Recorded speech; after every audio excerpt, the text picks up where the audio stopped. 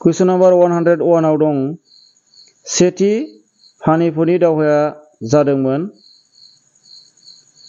बिनि थार फिननाया जागोन अपसनफोरनि गेजेराव अपसन सि बाबर आरो इब्राहिम ल'दीनि गेजेराव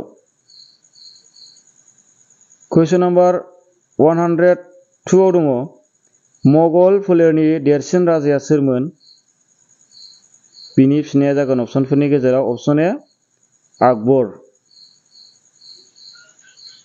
कुइसन नम्बर 103 आव दङ पानिपतनि नैथि दावहाया माब्ला जादोंमोन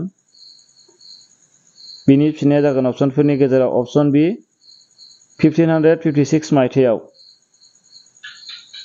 कुइसन नम्बर 104 आव दङ आकबरनि राजउलाफादनि मुंदांखा खन्थाइगिरिया जादोंमोन बिनि फिननाया जागोन अपसनफोरनि गेजेराव अपसन डी रहिम कुइसन नम्बर 105 आव दङ आयन इ आकबरी खौ लिरदोंमोन बिनि फिननाया जागोन अपसनफोरनि गेजेराव अपसन सी आबुल फजल कुइसन नम्बर 106 आव दङ कलिंगनि दावहाया जादोंमोन बिनि फिननाया जागोन अपसनफोरनि गेजेराव अपसन सी अशोकनि दिनाव कुइसन नम्बर 107 आव दङ अशोकनि दिनाव अन्थाइनि हांखोखौ लिरनाय जादोंमोन बिनि फिननाया जागोन अपसनफोरनि गेजेराव अपसन सी प्राकृत रावआव कुइसन नम्बर 108 आव दङ बेसेबां बैसोआव हर्षवर्धनआ राजउलाफादाव गाखोदोंमोन बिनि फिननाया जादों अपसनफोरनि गेजेराव अपसन डी 16 बोसोर कुइसन नम्बर 109 आव दङ आलेकजेन्डारआ माब्ला भारतखौ गाग्लोबदोंमोन बिनि फिननाया जागोन अपसनफोरनि गेजेराव अपसन सी 327 BC आव कुइसन नम्बर 110 आव दङ सोरखौ भारतनि नेपलियन महरै मिथिनाय जायो बिनि फिननाया जागोन अपसनफोरनि गेजेराव अपसन सी समुद्रगुप्त कुइसन नम्बर 111 आव दङ भारत जारिमिननि बबे मुगाखौ सनानि मुगा बुंनाय जायो बिनि फिननाया जागोन अपसनफोरनि गेजेराव अपसन ए गुप्त मुगा कुइसन नम्बर 112 आव दङ मगध साम्रायजोनि गायसनगिरिया सोरमोन बिनि फिननाया जागोन अपसनफोरनि गेजेराव अपसन डी बिबिमसार कुइसन नम्बर 113 आव दङ बबे दावहाया भारतआव मुगल खुंथायखौ गायसनदोंमोन बिनि फिननाया जागोन अपसनफोरनि गेजेराव अपसन सी पलाची दावहा कुइसन नम्बर 114 आव दङ दावराय राजमासिआव जनाय जोबथा मुगल सम्राटआ सोरमोन बिनि फिननाया जाबाय अपसनफोरनि गेजेराव अपसन डी मुहम्मद शाह कुइसन नम्बर 115 आव दङ बबे नोगोरखौ सम्राट शाहजाहानआ लुदोंमोन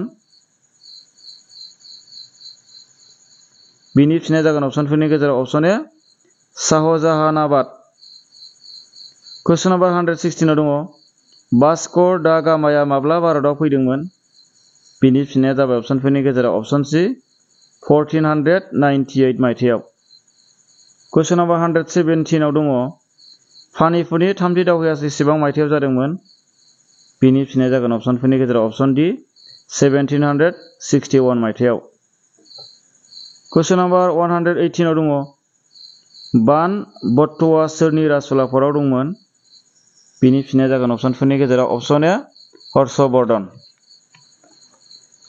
कुइसन नम्बर 119 आव दङ 1505 मायथाइयाव आग्रा नोगोरखौ बानायदोंमोन बिनि फिननाया जागोन अपसनफोरनि गेजेराव अपसन ए सिकन्दर ल'दीआ कुइसन नम्बर 120 आव दङ सोर भारतनि राजाया भारतनिफ्राय ब्रिटिशफोरखौ होखारनो नेपलियनखौ खावलायदोंमोन बिनि फिननाया जागोन अपसनफोरनि गेजेराव अपसन बी टिपु सुल्तान कुइसन नम्बर 121 आव दङ भारतसिम फैनाय लैथो लामाखौ वास्को दा गामाया माब्ला दिहुनदोंमोन बिनि फिननाया जागोन अपसनफोरनि गेजेराव अपसन डी 1498 मायथाइयाव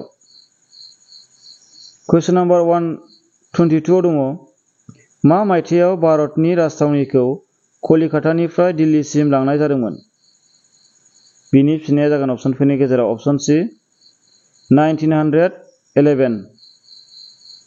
कुइसन नम्बर 124 आव दङ गान्धीनो महात्मा बिमुंखौ सोर होदोंमोन? बिनि फिननाया जागोन अपसनफोरनि गेजेराव अपसन बि रबीन्द्रनाथ ठाकुर। कुइसन नम्बर 124 आव दङ डक्ट्रिन अफ लेफ्ट खान्थिखौ सोर गायसनदोंमोन?